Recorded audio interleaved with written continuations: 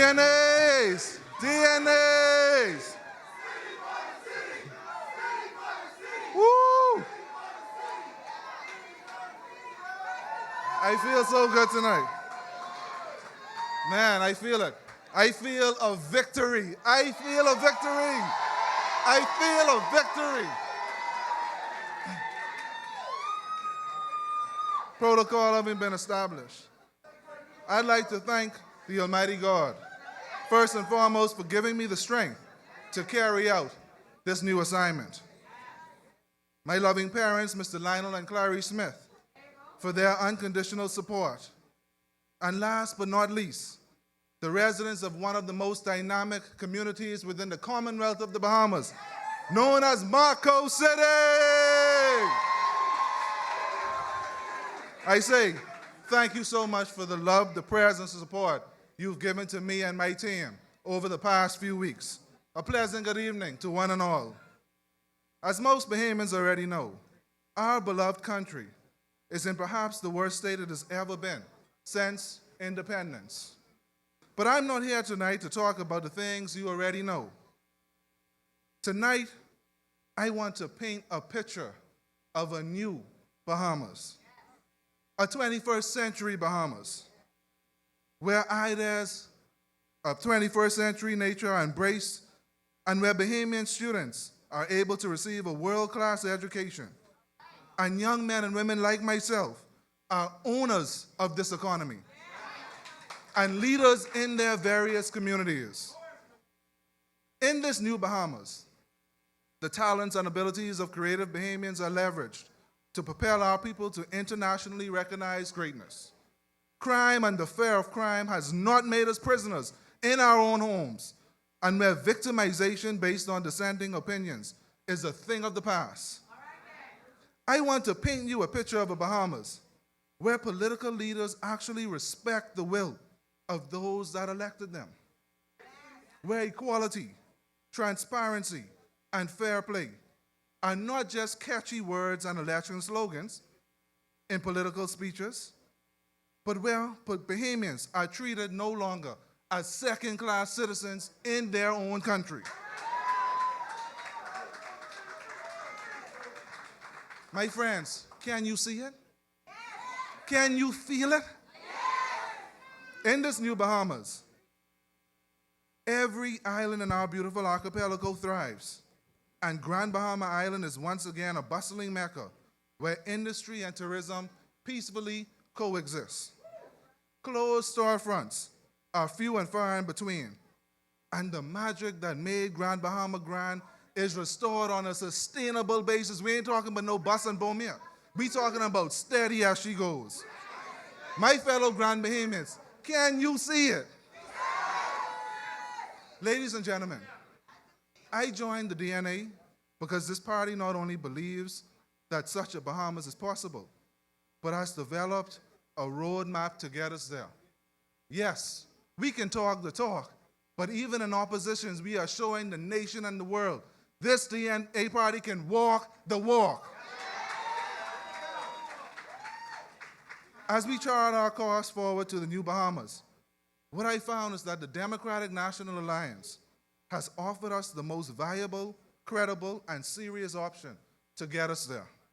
In fact, since joining this organization, I have been given a real opportunity to contribute to policy positions which are in the best interest of Grand Bahama. As a young person, this is particularly important to me and for the next generation of Bahamians. Those of you about to graduate from high school and enter the workforce, those of you entering or leaving college, this should be particularly important to you as well. I joined the DNA party because it has proven to me to be extremely serious about empowering the youth of our nation and giving us the tools that we need to be all we can be in this country. Not just a select few. Everybody that wants to be great in the Bahamas should have the opportunity to do it. During this election cycle, young people are paraded before audiences just like this one. We are promised real opportunity, a seat around the table, and leaders who will not only act on our behalf, but give us the opportunity to act on behalf of those coming after us. And every election cycle, we are left disappointed and disillusioned. I am currently the youngest candidate on the DNA's roster. However, my youth has never been seen as an impediment. Instead, this party examined my character and my commitment.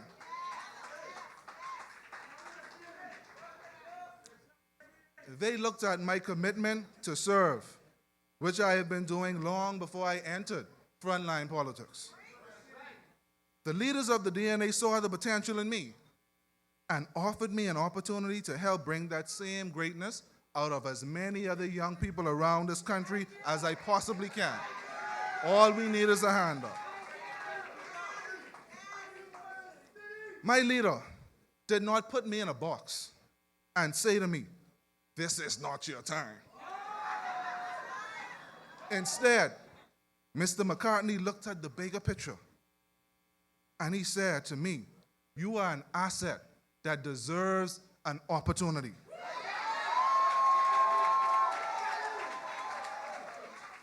I am pleased to announce to you this evening that this is how he will handle each and every young person around this country as the next Prime Minister of the Commonwealth of the Bahamas. Everyone will be given a fair and equal opportunity to succeed. Now, that's a leader I could follow. I'll follow him any day. With the support, a real leader. With my support and involvement, the DNA will push the national youth policy to ensure that issues that are important to young Bahamians are addressed. Issues like high unemployment, entrepreneurial opportunity, crime, and land ownership will become institutionalized and non-political under a DNA government. Ladies and gentlemen, I've lived in Freeport my entire life. Even after leaving to pursue my education, I was adamant about returning back home against the advice of my parents. As a young man, I have had to live through the same challenges in Freeport like many of you for the last several years. I too have struggled with unemployment and underemployment. And while it would have been easier for me to move to another island and take advantage of the career opportunities that exist elsewhere, I made a deliberate decision to stay the course at home on Grand Bahama through the tough times. I took my blows. I took my blows in Grand Bahama because I believed in my home island. I wanted to do everything within my power to make things better, not only for myself, but for everyone that calls Grand Bahama home. In 2014, the residents of the city of Freeport gave me an opportunity of a lifetime. I offered myself to be a local government councilor. I went up against candidates who were backed by the F&M and PLP machinery. I was outspent pound for pound. Many of the pundits and my detractors said to me, "Nevar, you are too young. You are too broke. You don't have enough money to run and to win. It won't happen." But the power of the people proved to be more powerful than money.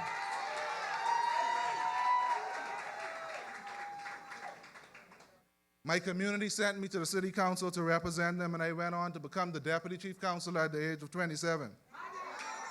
I want you to know something.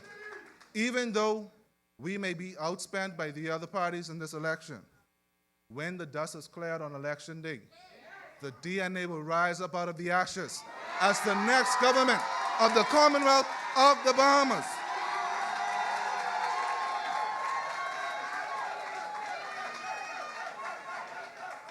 As a tourism professional, I've witnessed a steady decline of the industry, a decline which began with the closure of the Royal Oasis Resort.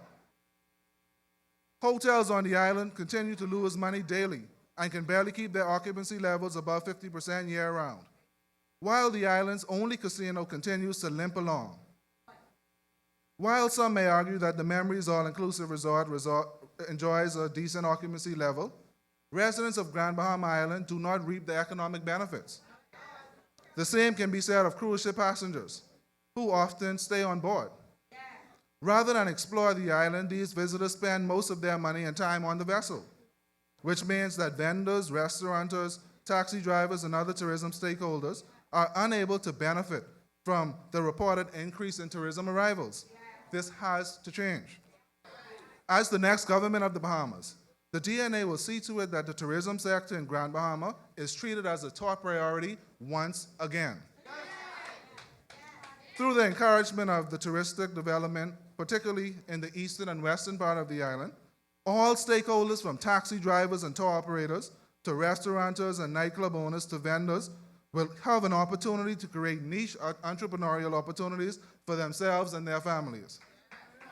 The DNA proposes a partnership with the Chamber of Commerce and various public-private lending institutions to create a national incentive that we'd like to call the Tourism Business Idea Competition, as part of increased efforts to encourage the entrepreneurial spirit in Bahamians.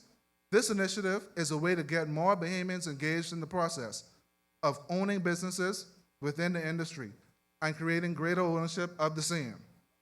By creating a business-friendly environment and policies, a DNA government will focus on helping more Bahamians develop small to mid-sized boutique resorts that can be more sustainable. Instead of putting all our proverbial eggs in one basket and hoping to the Almighty God that things happen, a DNA government will provide all of the technical support and resources needed so that Bahamians who are interested can become owners of attractions that would help make our tourism product more attractive in the 21st century. Your political preference, or who your mother and your father support politically, will not matter when it comes to receiving this assistance under a DNA government.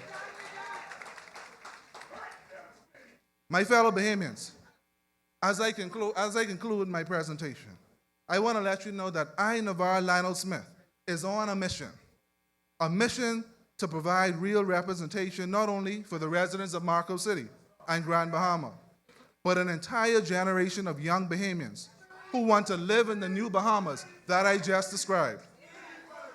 Thankfully, we the people no longer have to settle for the so-called lesser of the two evils. I don't want to be a part of nothing that's evil.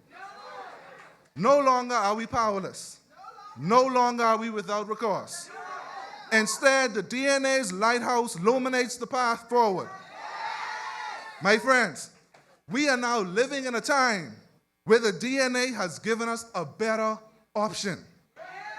Let us seize this moment and rise above the dealers of fear, intimidation, and deception who would have us believe that voting for the DNA is a waste of time or a bad thing. The devil is a liar. Let's make history in 2017 and let's go green. Peace out.